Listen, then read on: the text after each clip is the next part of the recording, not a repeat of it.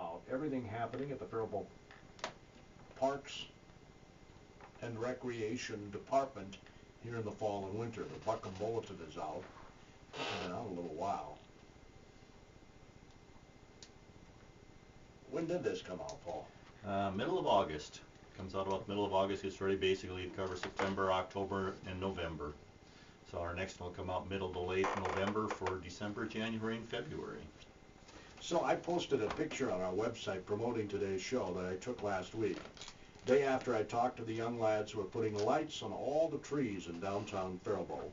Yep. In the morning when I was coming into work, I popped a picture. I was planning on writing a blog about it, but I decided to use the picture today.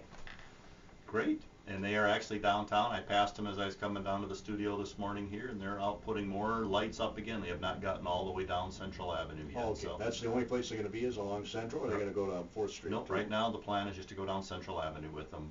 Basically the same stretch down Central that we do like our holiday decorations and stuff, so from Division Street all the way on up to 7th.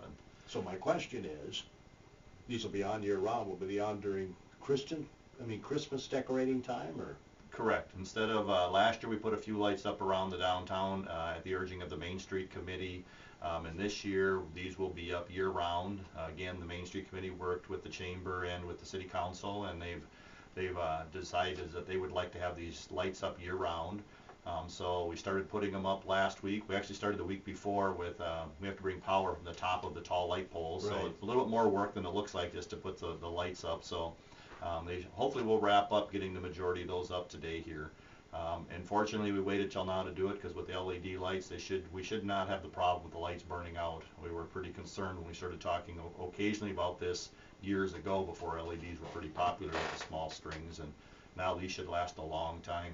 And the moisture won't affect them at all. I was told by a gentleman the other day who said he had LED Christmas decks and he had to replace them the next year because the moisture ruined them. Yeah, these are all sealed lamps that we've got, so they're made for commercial locations, and so they should be designed to deal with as much of that. Our biggest issue that we have is that we will trip some breakers when the moisture comes down, whether it's a light snow or a light mist. So we have some that are a little bit more sensitive than others, and so we will be going back out on a regular basis and having to re-trip different breakers and setting them back up again. So once we get going with them here and get everything established, it'll probably take us a few nights because they're installing them during the day and they seem to do good then, and then we got to wait till nighttime shift to come in and take a look and see where we've got lights on and where we don't have lights on, and trying to re-trip them. And once we've got everything going, then we'll let the public assist us and call us in when you know that there's different sets of lights that are out, and we will certainly come back and try and get those re-tripped and get them up and running again. And as I understand it, and as you understand it, the reason the downtown committee wanted these, it makes the downtown area more inviting. More inviting, just a little bit homier atmosphere, just makes it a pleasant place to come to. A lot of other communities have done stuff like this. You go into the metro areas, a lot of downtown areas there. Rochester does it. A lot of communities across the country have done that, where they light up the trees and just try and make it a little bit friendlier place to be, and hopefully that will attract additional people to the downtown area. See, now I thought it was to add more light downtown so people would feel safer downtown. Yeah, and that doesn't probably hurt, but there's quite a bit of light down there right now with all the different light fixtures that are down there now. So it might add a little bit of light right directly on some of the corners, but all these trees are actually attached to existing light poles, so there's light pretty close by. So it will add some light, but that wasn't really the main focus of putting the lights into all the trees down there. Every single person in Faribault should receive a copy of the Buckham Bulletin, right? Absolutely, they should. These should be mailed out. Everybody, actually, not even just in the city of Faribault, but it should be everybody in the Faribault School District should be receiving a copy of this quarterly when we mail them out. So if you didn't get one, give you a call? Give us a call at the community center, and we can certainly get one mailed out to you. And we do that. We also have a separate mailing list. If you're outside of the Faribault School District range and you would like to receive one, we can put you on a separate mailing list that we have and make sure that one gets mailed out to you when we do our regular mailings with those. All right, we'll visit more with Paul. We'll get more specific into activities happening this fall and winter through Faribault Parks and Recreation. Paul Penansky is with us. He's the Director of Parks and Recreation for the City of Faribault. By the way, later this week, I had it confirmed this morning, Troy Dunn will be with us on Friday's AM Minnesota show, Rice County's Sheriff. One of the things we're going to talk about, we talked about with Chief Andy Bowman last Friday, body cameras, which are the hot topic in law enforcement these days. We'll get Troy's take on all that. Nort Johnson will stop by from the Faribault Chamber on Thursday. The Fall Festival is this weekend. I'm sure that's what we'll be discussing. And Mona Kaiser is going to get us updated on what's happening with the fundraising for the expansion of the Faribault Senior Center, which is down, well, it's part of the Buckham Complex, Paul. It is. It is. Perfectly located. It is perfectly located. It makes it just for a really nice event to be able to have the facility down there where people can use other parts of the facility during the day and go down and enjoy senior center activities at times of the day when they've got their events and stuff running. So. And I like their idea of moving the main entrance off of that main drag there.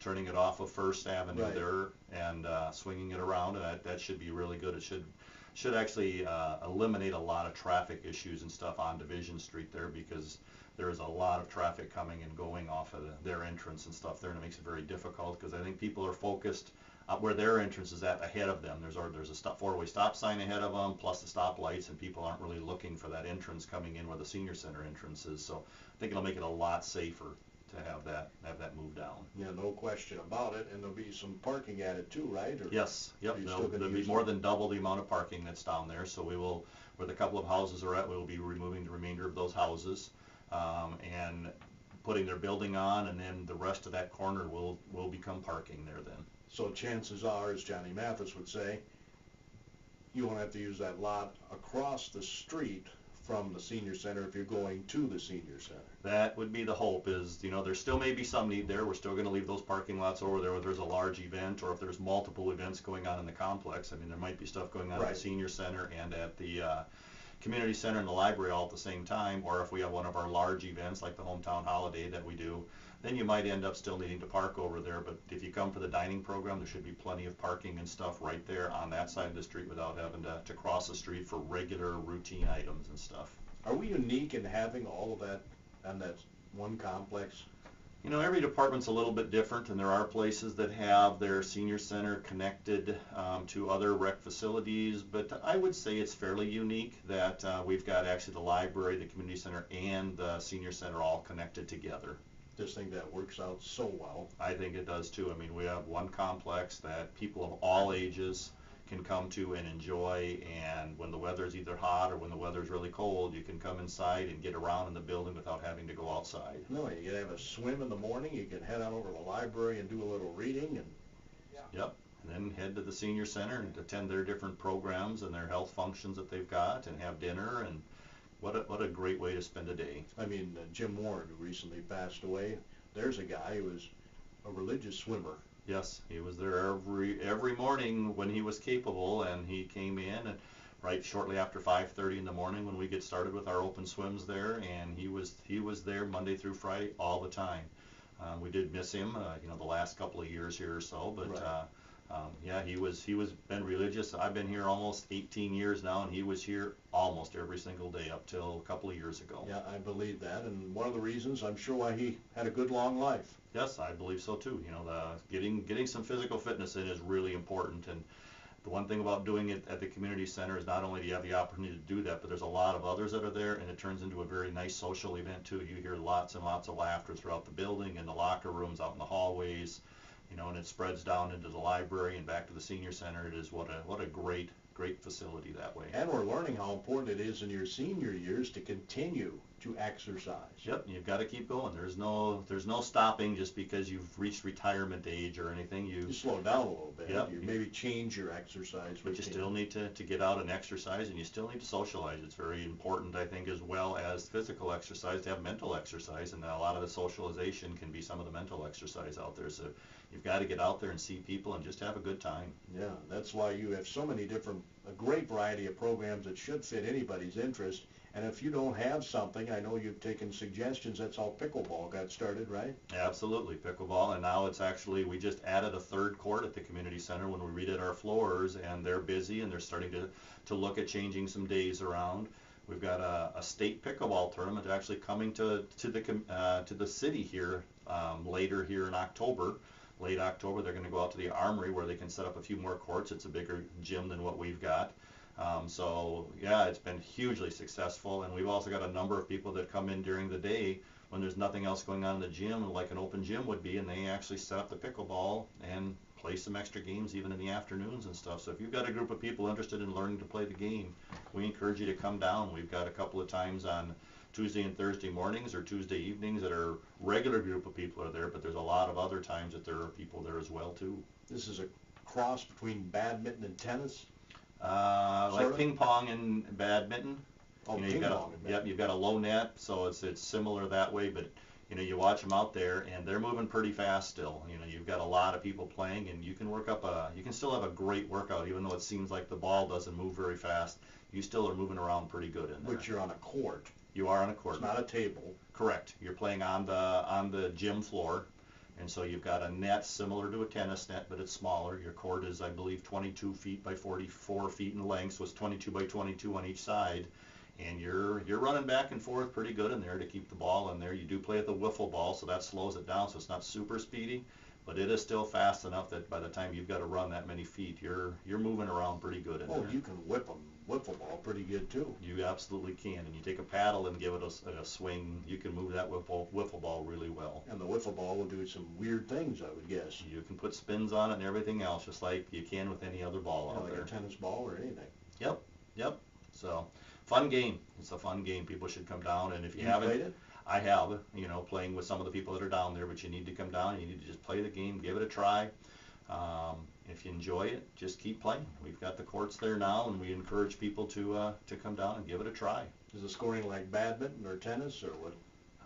You know, to be honest, I didn't keep score the time I played, so I couldn't tell you for sure Okay, exactly that's how fine. the scoring goes. I believe it's more like the ping pong is when you play, where you score each point. Nowadays, you can just Google pickleball. It'll Yep. tell you everything about Oh, and there are huge pickleball groups out there. The Pickleball Association, it's one of the fastest growing sports right now in the country. It's taking off not just in Faribault, but everywhere. It started primarily with just seniors, and it's expanding its way down through other generations and stuff now. So it's actually one of those sports that's going backwards as far as who's accepting the sport and beginning to play more and more of it. But there are huge pickleball tournaments up in the metro area. it. Isn't that interesting? What should we highlight out of the Buckham Bulletin? We can't go over the whole thing, of course, in a half hour. Yeah, there's quite a few items in here that I thought I'd hit on, but one I just wanted to hit, just city related and not so much Buckham Center, just as a reminder that this is your water flushing weeks, your water main flushing. So it'd be a good week. I listened to all your people presenting, and since we don't have Public Works, we just want to make sure that people know, because this is the week that they're going to come out and flush your water between Tuesday night and Friday night. So depending on which quadrant of the city you're in, just beware that they're going to be flushing, so you may lose some pressure, and hopefully that during your flushing nights that you're part of town, just don't use your water until they're done flushing the area, and then otherwise you'll get a little bit of orange water in there, and then just flush that back out if that happens. So. But as far as programs go, there's just a number of different things, and I thought first I'd start out with just some drop-in programs where you do not have to pre-register, programs you can just attend as you want to during the course of the week. So we've got our racquetball courts, we mentioned our pickleball courts, noon basketball leagues that are coming in over the noon hour, our open gym times, our open swim times, our fitness room is available all the time. We've got a number of group exercise programs, anything from early in the morning. We've got 5:30 a.m. classes, and we've got our Zumba classes running in the evenings, as well as PIO and other classes. We've got water exercise classes running in the morning. We've got lap swims 3 times a day at the facility. So we've got a lot of different drop-in type classes that are available for people to come and participate in, and just, you know, try out different things before you join into a league or anything like that, and just see if you enjoy doing them, or purchase yourself a membership like that. Last week with our group exercise, we did have a free week last week, so anybody that participated in our group exercise program at Washington, classes were free last week, plus we also offered punch cards at a discount, just to try and let people know that we're out here and we're a viable exercise program out there. So that went very well for us. Coming up, we've got adult volleyball. If you haven't signed up and you want to play adult volleyball, please contact our office today or tomorrow. We're actually putting schedules together. The deadline has actually come, but I spoke with David Pribino, our adult programmer, this morning, and he said if they contact me today or tomorrow, he can probably still get them into the leagues here, but after that it'll be too late to play volleyball for the first half of the season. So if you miss now, You have the opportunity to just follow the news and when we start advertising again, but you could pick up and play in January now that we split the seasons into two halves like we do. So that'll make that a little bit easier. Open skates, I guess I forgot to mention the drop in on that. We've got open skates. They're going to be beginning next week, not this weekend, but next weekend on Saturday the 10th.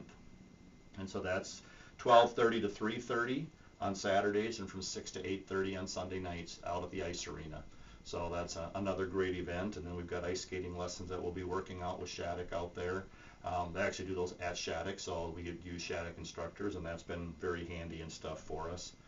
Racquetball leagues are getting ready to fire up here, so if you're a racquetball player, we typically have a couple of levels. Part of it depends on how many people sign up. We have a fall league, and then we have a winter league, and if we can get enough people, we will have 2 leagues and have more of a beginner league and more of an advanced league. So come out and give it a try. If you haven't signed up, get yourself out there and signed up and stuff for that. Red Cross classes, we've got a number of Red Cross things coming up. Swimming lessons, our next session of swimming lessons begins October 6th. We've got CPR first aid classes coming up on October 10th and babysitting classes coming up on October 24th. So, I mean, we really encourage you just go through the bulletin and look for different things. There's a lot of different programs here. Plus, we do put some other activities out there. If River Bend's got activities, we put those in the Buckham Bulletin. We put items from the Paradise Center. We try to put as many special events that we are aware of going on in the community. So if you've got an event coming up, make sure that you contact us, and we'll see if we can't get it into the next one. So right now, we'd be looking basically at December through February for the next bulletin. And it's never too early to let us know. We can get it on a calendar and get some information in there for future times. One area too that sometimes people forget that we do through the Park and Rec Department is we do have a large enrichment area. So we have a number of art classes coming up. We have our Tuneful Tots program coming up. We've got ballroom dance classes coming up, and that actually we bring in an instructor from Rochester, and he does a fantastic job. At 5 o'clock, they do them on Sunday evenings. And so they do a slow dance class, a beginning ballroom class, and Latin classes. So those are very popular classes for us as well. And then we have a women's self-defense class coming up here in October. So again, that's another big time class for us. One thing new we're going to be doing in December here coming up, with the Village Theater opening up here in Faribault, we're actually going to work with them and have a couple of free matinees for the kids in town. You will have to register through the community center, but we're in the process now of picking out a couple of movies on December 5th and December 12th, and they can come into the theater and watch a free movie at the theater there during the afternoons there then. So we're looking forward to giving that a try. That kind of is a leftover program from when some of us were kids and we used to go to the free movies on weekends so the parents could go out holiday shopping and stuff. So that's what we were looking at with that one when we started working with the Village Theater on that. So we're looking forward to see how that particular program works out and stuff for us as well here too. I see you have a women's self-defense program. Yep. We've done, we're trying to get as many different types of programs offered as possible out there. And so hopefully there's a little bit of something for everybody, from art classes to exercise classes to self-defense classes to, in the summertime we do the concert in the park series. Even with different programs here, the library has a number of programs that are done up in the Great Hall. So they've got activities in here. The senior center has a number of different activities and different people coming in. So we try to promote as many of those different things community-wide. We try to make the Buckham Bulletin as much as we can kind of a one-stop shopping place where you can find out what's going on. So we really encourage people to take the time and flip through it and put stuff down on your calendars and attend a lot of different programs and functions. It can be one-time things. It can be ongoing type programs. So the high school league is putting out a plea for more officials. They're seeing a shortage of officials, especially, the younger generation of officials. Still have a lot of older people that are officiating. You have that problem too? We have that problem with, yes, all the way through all of our different programs. It's just getting harder and harder to one, get people to do that, and two, to even find volunteers to help coach some of these younger programs. Some of the younger programs are using volunteer officials or volunteer coaches, and we struggle with that. But yes, we do struggle with coming up with enough qualified officials. I mean, we've got a number of them that return every year through all of our different programs, but we struggle every year to come up with new officials to replace the ones that have decided it's time to step down. No, we have any theory as to why we're experiencing this shortage? I really do not have any idea why it is. I mean, it's been, you've been able to watch it over the last number of years where it's gotten harder and harder to find volunteers and harder to find staff, but we're doing more and more of a recruiting job trying to find them out there. We think that our salaries are competitive in a lot of those areas, and in most places they are. It's just that I think people are busy and there's so much more to do that people are out either attending events or doing more family activities, and they're not looking for some of these part-time positions that fill in and help you out with a little bit of extra income and stuff when you're looking. So, well, from the official standpoint, I'm sure people have been a little more on the officials, I guess, as the years go by. Yes, I seem to recall when I was a kid, it wasn't quite as bad as it is now. You years ago, and even up until just a few years ago, you did not challenge the officials. The officials' calls were final.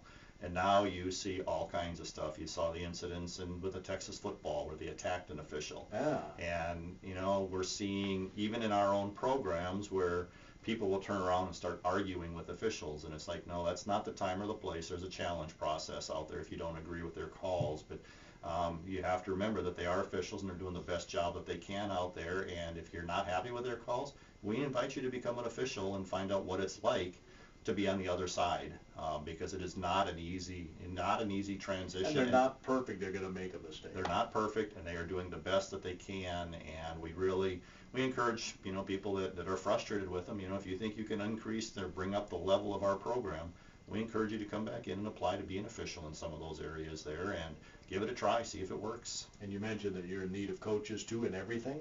Typically in most all programs, yes, we are looking. We start out first trying to find volunteer coaches for like our youth volleyball and our youth basketball and our cub football.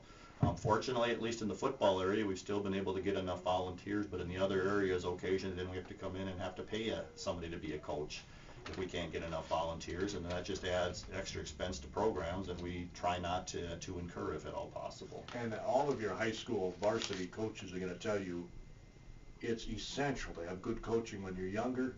That's when you learn the fundamentals of the game. They shouldn't have to teach the fundamentals by the time they're in high school. They should have a lot of those fundamentals down, and we do work with a lot of the high school coaches. They come in and spend some time volunteering and talk about different drills and work with our youth programmers on what they are looking for so that they come in basically ready to go with a lot of those different skills and stuff.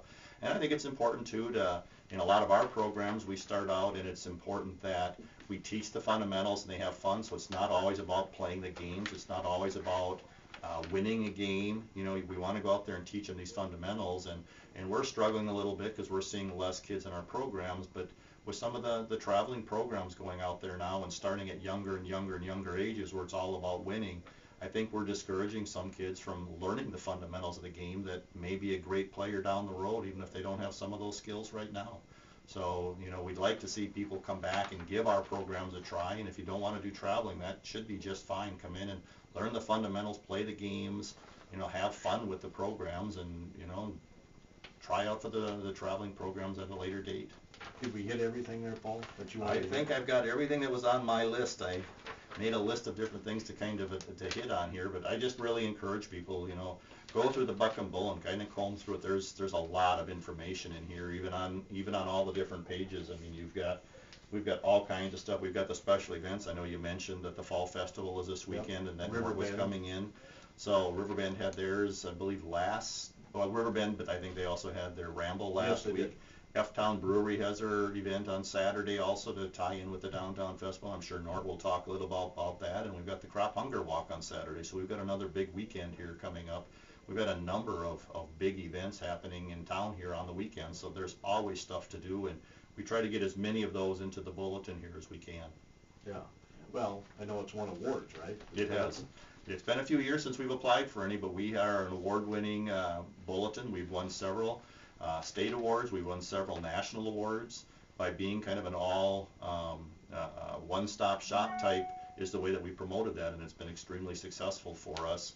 And we've looked at changing the format, but we think people are really kind of used to the format that the Buckham Bulletin is, and every time we talk about it, it kind of comes back to, you know, it's a little bit different than everybody else's, and we kind of like that about it. So it's like having another little piece of newspaper in the office, and we can always get you copies. You know, if you don't have one, we'll get it for you. Some lawmakers came through town looking at funding for bike trails and the like, and I got a chance to hop on the bus with you and the lawmakers. They weren't here very long, though, were they? They were not. They were probably in town. They were behind schedule by over half an hour, and they tried to make it up, so I think they were probably in town between 20 and 25 minutes total, and they were back on the road and trying to catch back up a little bit. But yeah, with that particular time here, we hit 2 different areas with them.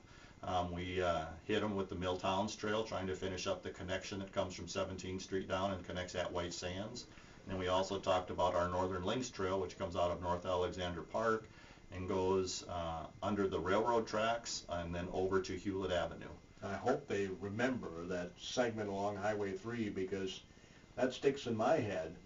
Yep. Where it's so narrow there, you can imagine. And that's why we wanted to stop where we did, and we tried to talk about that a little bit, is just emphasize to them how dangerous that is when cars are going 40 miles an hour and you narrow that street down to just barely more than the car width when there's 2 cars passing under there. There is not room for that, and it really needs to become a safety feature for that. Plus also it opens up the west side of town, connecting with the rest of the community and everybody getting back and forth through the community, and connecting right now to 1 state trail and eventually to 2 state trails, and way down the road maybe to 3 state trails coming through there. So it's really, it is a huge piece for us. Once we get that done, the only connection that we really see left is connecting going down to the south and west to connect to that southwest part of town. Then we could have a full loop of the trail system going around town, and we anticipate when that happens, you will see a lot of runners, walkers, lots of events and stuff going on there, because you'll have approximately a 10-mile trip going around the community. Isn't that something? I think they were impressed with the tunnel, too. I think they were. I think they liked the fact that, you know, we have the tunnels there on 3 and 21, and they were being used, and somebody actually went through them while they were there looking at them, because that's one thing you never know unless you set it up, and we did not set anything up for them that way. So, but no, we appreciate the legislators coming down, and we appreciate our local legislator coming out and showing his support locally here for that as well. So that was good. We had a lot of people there. We were there, you were there, the other media in town was there. Yep. Our Chamber of Commerce and tourism person, Nort Johnson, was there. Next presentation. So you know, we tried to get everybody there and do a nice presentation, memorable that they'll remember, but not too long that we bored them out of being here. So, and when they rushed us along, it was a good thing it was a short one.